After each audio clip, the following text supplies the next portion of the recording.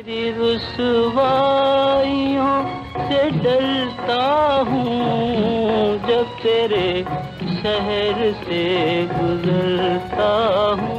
पाकिस्तान की फिल्मी दुनिया में संतोष कुमार और वहीद मुराद दो हीरो ऐसे गुजरे हैं जिन्होंने स्टाइल भी दिया और अपनी मर्जी से काम भी किया। वहीद मुराद को तो इल्म था कि फिल्मसाज उनके मुहताज हो चुके हैं, तो उन्होंने सबसे ज्यादा मुआवजा लेना शुरू कर दिया था। 60 की दहाई में वो संतोष कुमार के बाद दूसरे हीरो थे जो 90,000 से 1 लाख रुपए तक फिल्म को मुआवजा लेने लगे थे। लेकिन जब संतोष कुमार का सूरज डूबने लगा तो सिर्फ वहीद मुराद के नाम का ही डंका बजने लगा। इसके बाद वहीद मुराद ही पाकिस्तान के महंगे तरीन एक्टर बन गए थे। संतोष कुमार 1957 में सबसे ज्यादा मुआवजा लेने वाले हीरो थे। आजकल फिल्मों में मुआवजा की बात की जाए तो लाखों रुपए पाकिस्तानी फिल्मों में मुआवजा लिया जाता है, लेकिन 60 साल पहले कोई हीरो एक फिल्म के 5,000 रुपए भी मांग लेता था तो क़यामत आ जाती थी। वो सस्ता जमाना था। उस वक्त के 5,000 आज के 1 लाख रुपए के बराबर होंगे, क्योंकि उस वक्त डॉलर की कीमत 9.5 रुपए थी। 1 तोला सोना सिर्फ 57 रुपए का आ जाता था, जो अब 1.5 लाख रुपए का हो चुका है, जबकि डॉलर 200 से ज्यादा का क्रॉस कर चुका है। 40 किलो गंदम सिर्फ 9 रुपए की आती थी उस वक्त, जबकि आज 2200 रुपए मन हो चुकी है। छोटा गोश्त 1 रुपए किलो मिला करता था उस वक्त, लेकिन अब ये 1600 से 1800 रुपए में मिलता है। अंदाजा कीजिए, अगर उस वक्त एक हीरो 1 लाख रुपए फिल्म का मुआवजा लेता था तो आज के दौर के मुताबिक ये रकम 20 लाख रुपए बन जाती है। पाकिस्तान में तो फिर भी हीरो को मुआवजा बहुत कम मिलता है। अगर बॉलीवुड की तरफ देखा जाए तो उधर होशरुबा मुआवजे वसूल किए जाते हैं। अक्षय कुमार 135 करोड़ रुपए एक फिल्म का मुआवजा लेते हैं, जबकि उनकी इंश्योरेंस की फीस अलग से करोड़ों रुपए में होती है। किसी पाकिस्तानी फिल्म का एक हीरो भी एक फिल्म में करोड़ रुपए मुआवजा कभी वसूल नहीं कर पाया, क्योंकि यहाँ तो एक अच्छी फिल्म अब भी 1 से 2 करोड़ रुपए तक बन जाती है, जबकि पाकिस्तान में तो अब फिल्में ही बहुत कम बनती है। बात हो रही थी उस दौर की जब संतोष कुमार ने फिल्मों में मुआवजा बढ़ा दिया था। उनका मुआवजा बढ़ाने वाला वाकया बड़ा मजेदार है। 50 की दहाई में संतोष कुमार ही चॉकलेटी हीरो थे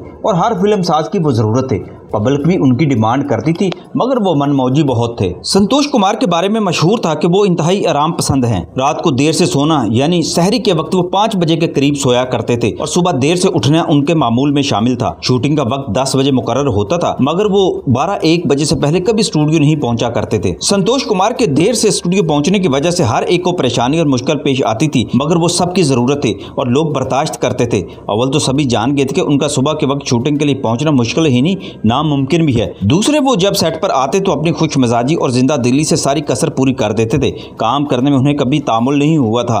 शौक और तवज्जो से काम करते थे, हंसते हंसाते रहते थे, जिसकी वजह से काम तेजी से हो जाता था। संतोष कुमार की तानाशानी और काहली का एक सबूत यह है, उन्होंने कभी 2 शिफ्टें नहीं की थी। हालांकि उनकी इतनी मांग थी कि वो 3 शिफ्टें भी कर सकते थे और ज्यादा फिल्मों में काम करके पैसे ज्यादा कमा सकते थे, मगर उन्होंने पैसे का लालच कभी नहीं किया। यही वजह है कि इतने अरसे तक अकलौते हीरो और बाद में करैक्टर एक्टर के तौर पर काम करने के बावजूद उनकी फिल्मों की तादाद 100 से भी कम है। हालांकि बाद में आने वाले हीरो तो 3-4 साल के अंदर ही सैकड़ा पूरा कर लेते थे। संतोष कुमार साहब मनमौजी थे, जो दिल में समा जाए बस उसे ही पूरा करके दम लेते थे। इब्तदाई जमाने में फिल्में बहुत कम लागत से बनती थी, इसलिए सबके मुआवजे भी कम थे। मसलन कई साल तक हीरो का मुआवजा 3,000 रुपए फिल्म था, यानी संतोष कुमार साहब 1957 से पहले 3,000 रुपए मुआवजा लेते थे। पंजाबी फिल्म के हीरो तो 2-2.5 हजार रुपए भी कबूल कर लेते थे। एक दिन संतोष कुमार को न जाने क्या ख्याल आ गया कि उन्होंने कहा 3,000 रुपए तो इंतहाई हकीर अमेज मुआवजा है। उधर इंडिया में तो हीरो बहुत ज्यादा पैसे लेते हैं। उन्होंने दिलीप कुमार साहब के मुआवजे की बात कर दी, जो उस वक्त 1 लाख रुपए तक फिल्म का मुआवजा लिया करते थे। इंडिया से आने वाले एक सहाफी ने जब उन्हें बताया कि दिलीप कुमार इतना मुआवजा लेते हैं, तो अगले दिन उन्होंने भी दिल में ठान ली। लेकिन वो जानते थे कि पाकिस्तान में तो 1 लाख रुपए में अच्छी भली फिल्म बन जाती है, तो कोई उन्हें 1 लाख रुपए नहीं दे सकेगा। लिहाजा अगले दिन जब एक फिल्म साज उनसे अपनी फिल्म साइन कराने के लिए आया, तो उन्होंने फौरी तौर पर कहा, मैं तो एक फिल्म का 15,000 रुपए मुआवजा लूंगा और इसे 1 रुपया भी कम नहीं लूंगा। फिल्म साज इंतहाई हैरान हुआ। 15,000 रुपए सर? हाँ, 15,000 रुपए बता रहा हूँ, 15,000 ही लूंगा, इससे कम नहीं लूंगा। संतोष कुमार ने जब फिल्मों का मुआवजा बढ़ाने की बात की तो ये उस वक्त की बात है जब उनकी अभी सबिहा खानम से शादी नहीं हुई थी। वो फिल्म साज तो वापस चला गया। उसने जाकर जिससे भी कहा, हर कोई हैरान रह गया कि 3-3.5 रुपए मुआवजा लेने वाला अदाकार एकदम से 15,000 रुपए मांगने लगा है, जबकि उस दौर में 90,000 से 1 लाख रुपए तक बहुत अच्छी फिल्म बन जाया करती थी। दोस्तों और हमदर्दों ने संतोष कुमार को समझाया, फिल्म साजों ने डराया धमकाया कि दूसरे हीरो तो 2,000 रुपए में भी फिल्म कर देते हैं और आप तो पहले ही 3,500 रुपए तक मुआवजा लेते हैं। इस पर फिल्म साज संतोष कुमार से कहने लगे, इस तरह तो आप बेकार हो जाएंगे। इस पर संतोष कुमार ने कहा, बेकार हो जाना बेहतर है बेगार होने से। कई फिल्म साजों ने दूसरे अदाकारों को साइन कर लिया, मगर हकीकत यह है कि संतोष कुमार वाली बात किसी दूसरे हीरो में नहीं थी। लिहाजा दूसरे हीरो को लेने पर उनकी फिल्में नाकाम हो गई तो मजबूरन फिल्म साज उनकी तरफ दोबारा राग़ब हो गए और कहने लगे कि हम आपको 5,000 रुपए एक फिल्म का दे देते हैं। मगर संतोष कुमार साहब ने कहा, मैं फारिग रहना ज्यादा बेहतर समझता हूँ, मगर 5,000 रुपए नहीं लूंगा। एक दिन जब किसी फिल्म साज ने उन्हें 9 और 10,000 रुपए की ऑफर की तो संतोष कुमार साहब को गुस्सा आ गया। कहने लगे, क्या मजाक लगा रखा है तुम लोगों ने? मैं क्या कोई बेकारी हूँ? सब्जी तरकारी बेच रहा हूँ, जो भाव ताव मुझसे कर रहे हो।